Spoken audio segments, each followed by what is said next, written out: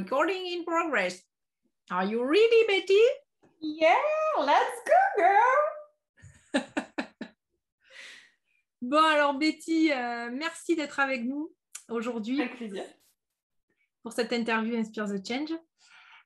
Écoute, j'ai eu envie de t'inviter pour les interviews Inspire the Change parce qu'on s'est rencontrés maintenant, et ça va faire 2 ans, je pense, à force, le temps file.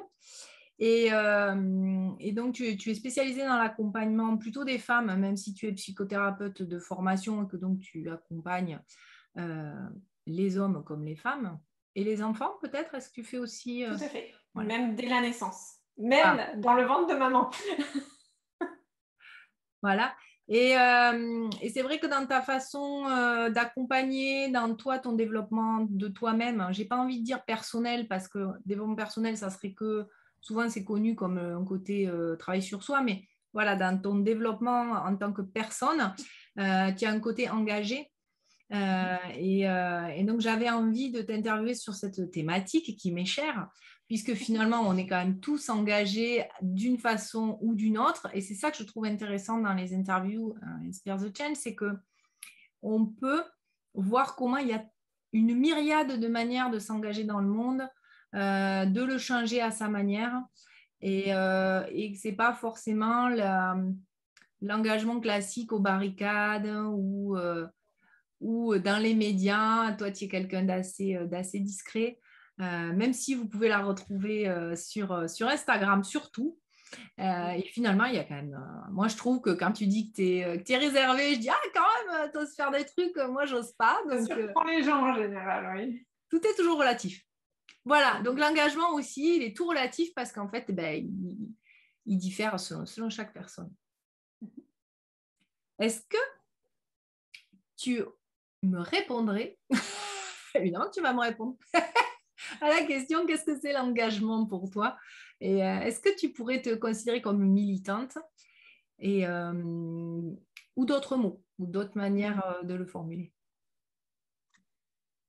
Est-ce que je suis engagée? Alors, tu sais, ça pose la question de envers quoi tu es engagée et envers qui tu es engagée. Je pense que vraiment, ça demande de se réaxer. Quand on parle d'engagement, tu sais, c'est un peu comme une promesse, en fait, que tu te fais à toi-même, peut-être que tu fais aux autres, peut-être que tu fais à l'univers parce que tu es en cohérence avec tes grandes aspirations. Pour moi, c'est vraiment ça, l'engagement, en fait. C'est comme... Alors souvent, on voit l'alignement comme quelque chose de parfaitement vertical, alors que pour moi, c'est juste un centre, en fait. Tu vois, je Donc tends à... dans l'engagement, tu mets de l'alignement, toi. Oui. Mm-hmm. Comment m'engager envers quelque chose envers quoi je ne crois pas? Ah, c'est ça, ok. Mm-hmm. Si je ne me suis pas trouvée, si je n'ai pas été dans mon écoute de moi-même, je ne peux pas m'engager, je ne peux pas aller vers quelque chose qui ne vibrerait pas en fonction de moi, mes valeurs, mes aspirations, mes idéaux, etc. Ouais, pour moi, il y a de l'engagement déjà là-dedans. C'est qu'est-ce qu'on met, en quoi on croit en fait finalement, et quelles promesses on se fait à soi, aux autres ou à notre environnement quand on s'engage en fait. J'aime beaucoup cette approche, tu vois que voilà, moi c'est ce que j'aime dans ces interviews, c'est que vraiment à chaque fois, évidemment, c'est en lien avec la personne qui elle est profondément, et tu vois, ça, je n'avais pas encore entendu, ce côté aligné d'abord à l'intérieur pour pouvoir après s'engager. Et je pense, c'est ce que ça ne tient que, enfin, ce n'est que mon avis, mais qu'il y a peut-être des personnes des fois qui s'engagent vraiment peut-être fortement vers l'extérieur de manière assez démonstrative, etc., sans avoir fait cette descente en soi et pour voir en quoi justement, qu'est-ce que ça va chercher sur le pourquoi la personne milite, tu vois. Complètement. Et puis, dans ma spécialité, à la base, c'est l'accompagnement dans la confiance en soi, donc d'être à son écoute intérieure. Et je vois tellement de personnes aujourd'hui qui s'engagent pour des causes, qui s'engagent dans des relations par loyauté, parce que c'est des valeurs qu'on leur a transmises et donc qu'elles répètent. Je veux dire, il suffit de regarder l'environnement dans lequel tu grandis. Souvent, tu continues des engagements que ta famille a elle-même pris, des engagements envers des valeurs ou envers des idéaux de vie qu'en fait, tu n'as pas choisi, qui ne t'intéressent pas plus que ça, mais Tu sais, c'est comme une routine, c'est comme quelque chose qu'on t'a transmis, et tu y vas quand même. Oui. Alors, je crois que des fois, c'est juste faire un pas en arrière ou un pas de côté et se demander, mais et moi, en quoi je crois et qu'est-ce qui est important pour moi? Sinon, tu t'engages dans quelque chose qui va devenir épuisant pour toi. Il y a un auteur qui parle de ça vachement bien. C'est Hendrix, je crois, qui a écrit The Big Leap, le grand saut. Tu l'as peut-être lu. Ah non. Il parle de limites supérieures. Et en fait, il explique que c'est à propos de ça, c'est tu te confrontes à tes propres limites si tu ne sais pas qui tu es et que tu as accepté que tu étais légitime pour aller bien, pour te dépasser, pour suivre tes grandes aspirations. Et puis, une fois que t'es... Ça paraît peut-être un peu bisounours de le dire comme ça, mais une fois que tu es engagé et aligné avec ce qui est important pour toi, ce qui a de la valeur, c'est là que tu peux aller bien. D'ailleurs, il parle de zone de génie. Et je dis tout le temps, moi, dans mon quotidien, depuis que j'ai démissionné et que je suis entrepreneur, j'ai plus l'impression de travailler. Alors que j'ai fait 2 burn-out dans ma carrière. Tout le monde me dit que je fais jeune. Bon, je travaille quand même depuis plus de 12 ans. Mais voilà, tu peux t'épuiser si tu t'engages dans des trucs qui ne te correspondent pas. Oui, même dans tes relations. Donc, il y a une histoire aussi de quelque part, c'est intéressant parce que justement, une amie que j'ai interviewée, Audrey, a écrit un article qui s'appelle Le burn-out du militant, qui a été repris et puis maintenant c'est un sujet qui commence à être de plus en plus évoqué. Et donc, on pourrait se dire que aussi dans le burn-out du militant, la fatigue du militant, c'est peut-être parce qu'à la base, c'est pas aligné avec les valeurs profondes qui font que la personne s'engagerait sans s'épuiser dedans. On pourrait c'est une hypothèse et il faudrait aller voir. Tu sais que je tiens... Dans ma pratique, je tiens quand même à la rigueur scientifique. Oui. C'est à la fois intuitif et la rigueur scientifique. Je pense que c'est une hypothèse qu'on peut formuler. En tout cas, pour certains. Pour certains, peut-être, vraiment à se poser la question. Et aussi, on parle parfois de fatigue compassionnelle. Et j'ai l'impression, alors je n'ai pas fait de recherche sur le sujet, mais moi j'ai l'impression que quand on est quelqu'un d'engagé, on met de soi aussi dans ses engagements. Ça veut dire qu'on va aussi peut-être être dans le don, dans le partage, etc. Et je crois que quand on n'apprend pas à mettre des limites non plus par rapport à nos engagements, on peut crouler quoi, sous le poids des engagements. Et après, c'est un cercle vicieux, quoi. Là, il me vient, alors ça fera peut-être réagir, vous nous direz en commentaire, mais cette course en avant dans laquelle on est vraiment beaucoup dans notre société du 21e siècle, tout va toujours plus vite. Et alors qu'on a plein d'outils pour gagner du temps, on en a encore moins que je ne sais pas qu'avant, mais en tout cas, voilà, on court toujours après le temps. Et me dire, est-ce que effectivement, je dis effectivement par rapport à ce que tu disais, le fait de s'épuiser et que toi, en tout cas, ça te semble que tu ne t'épuises pas parce que tu es aligné. Et de se dire, est-ce que ça ne serait pas une course aussi pour remplir du vide où en fait tu donnes et avec un déséquilibre intérieur. C'est pour ça que j'appelle vraiment mon accompagnement, c'est Inspire the Change parce que c'est cet équilibre du vivant qui est inspiré en soi pour expirer dans le monde, puis re-inspirer en soi avec tout ce que ça comporte d'inspirer en soi, bien sûr. Et du coup, ça serait de dire, il y a trop d'expiration où on ne va pas voir dedans qu'en fait, il y a des névroses, il y a des colères, il y a des choses qui font que les moteurs, je les appelle foireux, moi, en engagement sont foireux. Et du coup, paf, on se retrouve avec ce fameux épuisement compassionnel, etc. En tout cas, moi, voilà, j'ai des faisceaux d'observations qui me font me dire que c'est des choses qui arrivent à pas mal de gens. Ouais, et puis imagine que tu pars en rando, et, tu sais, tu pars avec ton sac à dos et dedans, tu as tes vivres pour plusieurs jours, imaginons. Et à chaque fois que tu croises sur ta route quelqu'un qui manque de quelque chose et que ta valeur principale, c'est l'altruisme, du coup, tu vas prendre de tes vivres pour les donner aux personnes que tu rencontres sur ton chemin. Parce que ça vient, oui, d'accord, nourrir ta valeur, c'est ton moteur.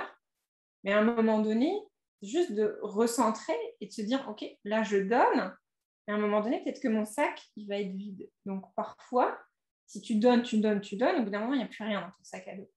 La question à se poser à ce moment-là, c'est comment je remplis, en fait? Comment je reçois? Est-ce que je permets de recevoir aussi? Parce que ça, je rencontre beaucoup de personnes qui donnent, qui s'engagent et qui ont oublié de recevoir. Et ça, comment tu remplis, en fait, ton réservoir d'énergie, ton réservoir affectif? Et comment tu redonnes quelque part? Parce que ce qu'on te donne, ça peut transiter dans ton sac, se multiplier comme un arbre qui pousse, et puis après, tu redonnes des fruits. Donc, c'est vrai que quelque part, en final, tu te coupes ton réservoir de dons en n'acceptant pas aussi, tu vois? Exactement. Ouais, c'est une super image. C'est ça, c'est aussi, comme tu le dis, je trouve ça hyper beau que tu le dises comme ça, ça peut porter des fruits, et après, quand tu alimentes l'arbre fruitier, il y a plus de fruits, en fait, et tu as plus à donner, donc l'altruisme commence par soi. Ah, on a fait des jolies métaphores toutes les deux. Et toi alors, ta cause, dis-nous, toi, comment tu t'engages dans le monde, ta manière de le faire et ta cause, ou tes causes. Hein. On a combien de temps? En fait, je crois que finalement, c'est assez simple. J'ai un ami tout le temps qui m'appelle la rebelle. Et puis dernièrement, il m'a dit, en fait, tu es une rebelle sacrée. Je dis, ah bon? Moi, j'ai juste envie de participer. J'ai envie de participer et d'accompagner les personnes, notamment les personnes sensibles, à trouver leur place dans le monde, à trouver, à se révéler, à oser vraiment être elles-mêmes, à se faire confiance, à oser dire non, à oser poser des limites, puis vraiment à faire ce processus d'accueil de qui je suis vraiment, et donc elle est où ma zone de génie et comment j'ai envie de contribuer au monde sans m'épuiser, justement. Ça, c'est vraiment ma mission, je pense, sur Terre, et ça demande des transformations, ça demande des changements, ça demande de l'engagement, effectivement. Et de l'engagement envers toi-même, j'imagine, sur ces sujets aussi, parce que quand tu accompagnes sur l'affirmation de soi, on dit souvent, pareil, c'est quelque chose que j'ai constaté plusieurs fois, souvent on transmet et on accompagne ce qui nous a traversé ou nous traverse encore, parce que souvent le chemin ne s'arrête pas, mais se poursuit, a des nuances, enfin, etc. Pour continuer sur la métaphore des arbres, fait d'autres branches, etc. Et j'imagine que c'est aussi un engagement envers toi-même, que cette affirmation de soi, cette... Oui, et puis en fait, c'est un cadeau pour moi aussi. Je veux dire, je me dis tout le temps, les personnes que j'accompagne, c'est ce dont moi j'aurais eu besoin il y a 10 ans. Je dis tout le temps, le dernier accompagnement que je viens de créer, qui s'appelle le Cercle des Loups, c'est ça. C'est il y a 10 ans, quand je venais de sortir des études et que je me disais, mais pourquoi je ne suis pas comme les autres? Pourquoi j'ai besoin d'avoir des relations intenses, profondes, des grandes discussions? Pourquoi est-ce que je reçois tout comme si tout était avec plein de nuances et d'intensité? Et pourquoi, quand je rencontre des gens autour de moi, les gens ne sont pas comme moi, en fait? Et il y a 10 ans, j'aurais aimé trouver ces lieux-là. Alors aujourd'hui, on en parle de plus en plus. Mais je crois que oui, effectivement, c'est le chemin que l'on a fait, que l'on peut partager, et c'est s'offrir ça à soi-même aussi, la potentialité d'évoluer, quoi. Et on évolue avec les gens qu'on accompagne, on évolue avec les rencontres. Regarde ce qu'on est en train de faire, ça va nous nourrir aussi personnellement. C'est chouette, quoi. Justement, toi, tu as vécu, on est dans la continuité de ton métier d'avant, mais aujourd'hui, justement, tu évoquais que tu viens de démissionner, de quitter ton emploi salarié. Donc, tu étais psychothérapeute en hôpital. C'était bien le poste, le titre, c'était ça? Oui, c'était psychologue en hôpital, oui. Voilà. Et qu'est-ce qui fait que justement, tu as passé le pas, tu t'es dit, allez, j'y vais, je change de vie professionnelle. Est-ce que tu peux nous parler un petit peu de ces déclencheurs? J'imagine qu'il y a les deux burn-out qui ont dû jouer.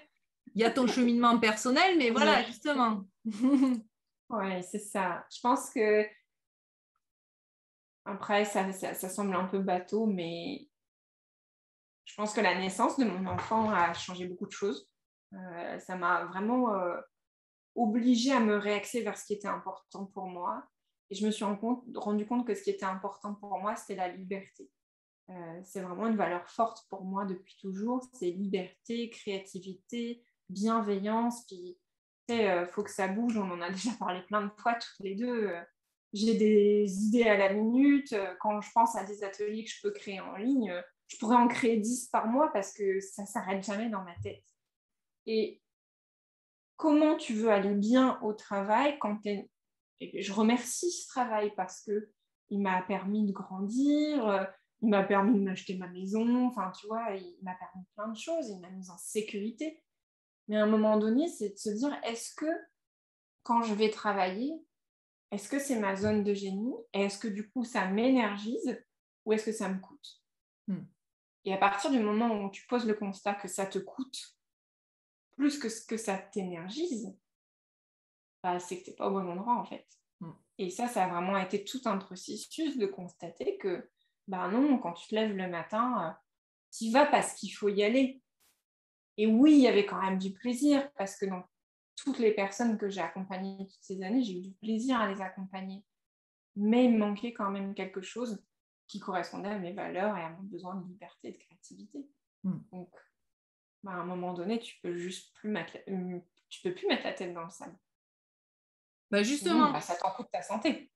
Quand tu as la tête dans le sable, en tout cas, j'ai envie de réutiliser l'image, même si on ne l'utilise pas pour ça, mais du coup, le moral dans les chaussettes, tu vois, que justement, quelles sont tes clés? J'imagine que tu as pu en expérimenter, en tester plusieurs à travers justement ce cheminement où c'était dur pour toi de continuer ce travail-là. Bah, je pense que ça dépend du stade aussi où tu en es. Est-ce que c'est le constat? Est-ce que ça fait longtemps que ça dure, etc. En fait, j'ai tellement d'outils. Tu sais, je travaille beaucoup avec la visualisation créative, les méditations, l'hypnose, etc. Donc, c'est sûr que faire le calme en soi, ça a toujours fonctionné pour moi. Je suis une hypersensible, je suis très sensible au monde extérieur. Donc, j'ai besoin comme de créer une bulle autour de moi, un espace où je peux m'accueillir, etc. Maintenant, c'est pas la technique qui parle à tout le monde, mais juste de poser le constat et de se demander, ok, dans ma journée, parmi tout ce que je viens de faire, que ce soit de faire le café, aller chercher mes gosses à l'école, ou faire un job et aller à une réunion à laquelle j'avais pas envie d'aller, par exemple, en fait, de regarder qu'est-ce qui m'a donné du plaisir, qui m'a nourri, qui m'a énergisé, et qu'est-ce qui m'a coûté. Et ensuite, de se dire, voilà, bien sûr, on aura tous des contraintes. Mais tout à l'heure, tu parlais du temps, par exemple. On n'a pas le temps. C'est juste une excuse, en fait. On peut créer, on est créateur du temps. Donc, si je pose le constat, qu'est-ce que je choisis de nourrir et qu'est-ce que je laisse tomber? Et après, des fois, il y a effectivement des contraintes du genre, je dois payer mes impôts, j'ai pas envie, ça me coûte, mais il faut que je le fasse. Parce que sinon, la conséquence derrière, elle est vraiment grave. Ça va être vraiment embêtant. Mais ensuite, il y a plein de zones de flexibilité, en fait, où tu peux venir créer quelque chose d'autre pour toi. Donc déjà, ça, pour moi, c'est la première étape. Ensuite, c'est l'indulgence envers soi-même. Parce qu'on est tellement doué pour se foutre la pression, on est tellement doué pour s'autocritiquer. Donc peut-être que tu as posé le constat qu'il y a des choses qui te coûtent et qui ont besoin d'être changées. C'est aussi d'accepter que ça te prend du temps et, comme tu disais tout à l'heure, de l'engagement envers toi-même. J'ai un ami qui me dit « Un enseignement qui n'est pas appliqué est un enseignement vide ». C'est exactement ça. Et ça, c'est vrai que moi, la première, et j'imagine que toi aussi, où on aime apprendre beaucoup de choses, on apprend beaucoup de choses et je pense qu'on n'applique pas à 100% et je n'ai pas envie de, de chercher le pourcentage, mais de ce qu'on a appris. Alors, ça nous plaît, c'est chouette, etc. Mais c'est vrai que ça n'a de valeur qu'au moment où on l'applique. Ouais, et ça, je pense que c'est vraiment une force, tu vois, que j'ai développée avec les années. Je dirais que c'est ce qui m'aide le plus. Et je vous invite vraiment à, là, pour le coup, c'est comme une règle interne que tu construis avec le temps. Moi, je lis un bouquin, par exemple. J'applique tout de suite. Oui, je me souviens. J'applique tout de suite. En fait, je suis une machine à application, moi. Je me souviens, on en avait parlé pour le développement de l'entrepreneuriat.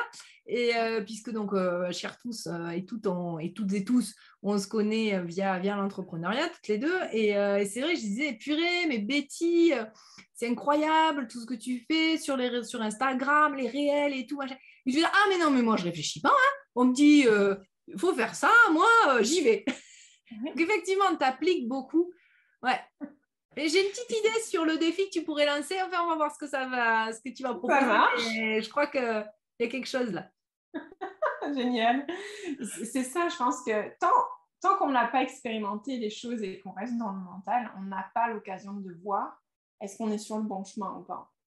Le réalignement et s'y accès, ça passe par l'expérimentation. Forcément. Donc, Et par exemple, quand c'est le matin que tu n'as pas le moral, tu vois, coup de mou, alors là, qu'est-ce que tu vas chercher là? Qu'est-ce que tu j'ouvre fais? la fenêtre, Ouais. je respire un grand coup et ensuite, je descends. Alors déjà, je me lève 10-15 minutes avant tout le monde parce que j'aime le silence. Donc, je me lève 15 minutes avant tout le monde, j'ouvre la fenêtre, je respire, je me verse une tasse de café ou une tasse de thé ou une tasse d'infusion selon mon niveau de fatigue. Et ensuite, en fait, ce que je fais quand vraiment j'ai pas le moral, c'est que je mets une musique sur mon téléphone avec les écouteurs et en fait, je danse. Et ça, je le dis tout le temps aux gens, remettez-vous en mouvement, ça change votre physiologie. Ça, vraiment. Et tu vois, quand on dit, ouais, mais j'ai pas le temps, tu vas pas me dire, une chanson, ça dure 3 minutes. Si tu n'as pas 3 minutes dans ta journée pour écouter une musique et changer ta physiologie, c'est que tu as le temps de rien d'autre, en fait. Et puis, moi, je crois aussi, c'est un peu, moi, ça me fait penser, tu vois, le soir, je suis fatiguée, j'ai regardé une petite série et je suis fatiguée, je me dis, va te coucher. Et en fait, tu es tellement fatiguée que tu n'as même pas l'énergie de te décoller les fesses du canapé pour aller au lit. Et c'est le truc débile où tu dis, mais il faut que j'arrête ça. Donc, moi, maintenant, ce que je fais de plus en plus, c'est que je ne m'assois même pas dans le canapé. Je vais au lit et je me prends un bon roman, tu vois, puisque j'aime aussi énormément lire. Et du coup, tu loupes pas l'endormissement parce que quand tu es déjà dans le lit, ben, quand tu as sommeil, tu vois. Mais c'est ce truc-là de dire que tu es tellement déjà pas en forme que tu te dis, je vais pas faire ces 3 minutes. Alors qu'en fait, il pourrait tout changer. Exactement. Et quelque part, tu vas te traîner pendant peut-être une demi-heure parce que ça ne va pas aller ou une heure. Ça dépend si tu as on va dire une contrainte horaire à mener à l'école les enfants ou aller au bureau, etc. Mais non, mais même tu si vas tu as te une traîner, horaire, tu vas tout faire moins vite, alors que si les 3 minutes, si tu les fais après, tu es mieux, quoi. Oui, et puis c'est ce que je te disais tout à l'heure, tu es créateur et créatrice du temps. Donc, même si tu as une contrainte horaire, tu peux le prévoir dans ton agenda. Si c'est important pour toi d'aller mieux. Mais oui. Et ensuite, les meilleurs moyens, alors là, on passe du côté scientifique. Si vraiment, par exemple, tu as passé une nuit pourrie, que tu as eu une insomnie, que tu as mal dormi, tu as fait des cauchemars, des choses comme ça, ou que ton mari a ronflé. Ah oui, ce sont des choses assez répandues, oui. Voilà, hein, mesdames. Mais nous ronflons aussi. Et messieurs, parce que vos conjointes aussi, parfois... voilà, ronflent, oui. Ronflent, enfin, hommes et femmes, tout le monde peut ronfler. Donc, quand nous ronflons dans nos lits... Et ce que je vous invite à faire, et ça, c'est vraiment une question d'hormones, de sommeil et d'éveil, c'est que plutôt le plus proche du réveil, vous allez faire une activité sportive à la lumière du jour dehors, plus vous allez passer une meilleure journée parce que vous aurez comme rattrapé cette mauvaise nuit. Donc, ça paraît contre-intuitif de se dire j'ai passé une nuit et je vais me lever une demi-heure plus tôt pour aller marcher dans mon quartier au premier rayon du soleil. Quoi. Ah mais vraiment, ça marche super bien. Oh, je retiens. Voilà, donc ça fait vraiment, vraiment du bien. Alors, pour prendre de la hauteur et revenir justement sur les premières lueurs, est-ce que tu pourrais nous dire en quoi tu as la foi? Waouh, ça c'est une question sur laquelle j'interviens toujours avec précaution. Parce que quand on parle de foi, je trouve il y a tellement de croyances différentes, de religions différentes. Tu vois, moi, la foi, tout de suite, ça active quelque chose comme ça. En tout cas, il y a 2 choses en quoi j'ai vraiment la foi, puis je pense que je peux l'assumer et le dire. C'est la foi en l'univers. On est tous là pour une bonne raison. Je suis là pour une bonne raison. Ma vie est un terrain de jeu d'apprentissage et même dans les pires épreuves qu'on vit, la question que je me pose toujours après avoir accueilli mes émotions, c'est très bien, t'as appris quoi là en fait? Donc j'ai la foi en l'univers, puis je dirais la foi et la nostalgie aussi parfois. Et la deuxième foi que j'ai, c'est la foi en moi, puisque comme je suis capable d'apprendre, bah, je suis capable de vivre. Donc, voilà. Waouh, merci Betty. Alors la dernière question, c'est quel serait le défi ou le challenge que tu as envie de lancer à la communauté Inspire the Change, sachant que on pourra interagir dans les commentaires suite au défi que Betty va vous lancer. Donc, vas-y. Tu avais une idée, toi, en tête? Disons que tout à l'heure, il m'est venu, tu vois, quand tu parlais du côté très appliqué, ce qu'on lit, tu vois. Voilà, je me suis dit, ça serait intéressant qu'elle nous apprenne à appliquer, tu vois. Il m'est venu ça, voilà. Mais après, c'est ce qui te vient complètement, voilà. Alors, moi, ce que j'aimerais vous proposer, ça permet vraiment aussi de se découvrir, c'est de vous faire un planning, lundi, mardi, mercredi, jeudi, vendredi. Et dedans, alors moi, j'appelle ça mon planning à kiff.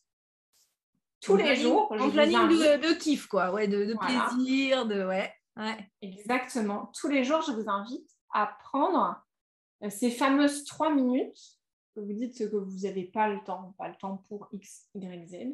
Et tous les jours, de vous choisir quelque chose qui va vous énergiser. Et la science nous a appris que ce n'est pas la durée du plaisir que tu t'octroies qui compte, mais c'est la fréquence. Tous les jours, allez noter dans votre petit planning, dans votre carnet, votre smartphone, votre calendrier, ce que vous voulez, notez quelque chose que vous avez fait aujourd'hui qui vous a énergisé. Et souvent, je dis, ça va du thé que je prends le matin, qui me prend 3 minutes, à la respiration que je fais, ou carrément à la balade d'1 heure que je fais le midi parce que j'ai le temps ce jour-là et que j'ai besoin d'aller respirer. En fait, que ça prenne 3 minutes, 1 heure ou la journée, on s'en fout. Pas besoin d'aller faire un spa, quoi. Je veux dire, c'est bien si c'est possible, mais d'aller retrouver l'étincelle en soi à travers ces petites activités-là. Tous les jours. Tous les jours, pendant 21 jours. Ah, voilà. Alors, vous nous direz, au bout de 21 jours, comment vous aurez vécu ça. Moi, j'ai un paquet de défis dans tous les interviews.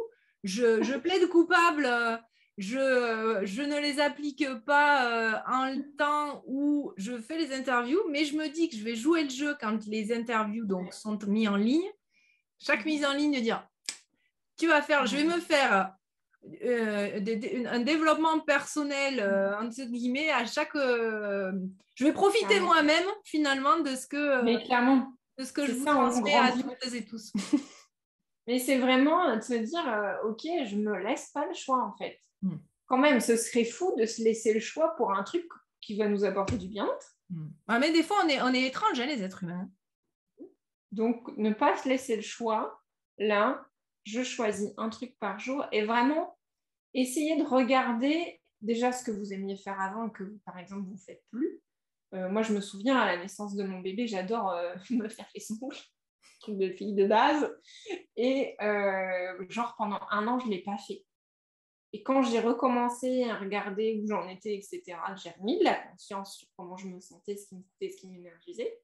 Ah, ok, j'ai commencé à me refaire le long. Ça paraît con. Peut-être que c'est autre chose pour vous et peu importe ce que c'est, mais voilà, je me souviens, mon ostéopathe, je lui avais dit non, mais j'arrive même pas à mettre du mascara pour aller travailler, j'ai l'air super fatiguée, je suis super fatiguée. Il me dit, mais comment ça, vous n'avez pas le temps de mettre du mascara? Je me suis dit, c'est vrai, c'est complètement débile ce que je suis en train de dire. Ma voix autocritique s'est activée, je me suis auto-flagellée. Et après, je me suis accueillie, je me suis dit, bah oui, c'est difficile pour moi en ce moment. Du coup, qu'est-ce que tu peux faire et qui te fait du bien? Donc, ben oui, des fois, voir mon reflet dans la glace avec du mascara et d'avoir l'air un peu moins fatiguée me fait plaisir à moi, donc je le fais. Si j'ai envie de me prendre 3 minutes de respiration parce que je me sens énergisée, je le fais. Et on est vraiment créateur du temps. Donc, regardez ce qui était déjà là avant que peut-être vous avez arrêté de faire. Et puis, je vous invite à trouver aussi des nouvelles choses à expérimenter. Tu vois, là, par exemple, la semaine prochaine, je chante hyper faux, mais j'adore chanter. Je vais aller prendre un cours de chant. J'ai prévu la semaine d'après de commander une peinture à numéro ou un cours d'aquarelle. Je ne sais pas encore entre les deux. Je ne sais pas dessiner. C'est pas grave, on s'en fiche en fait. Juste explorer des nouvelles choses. Super.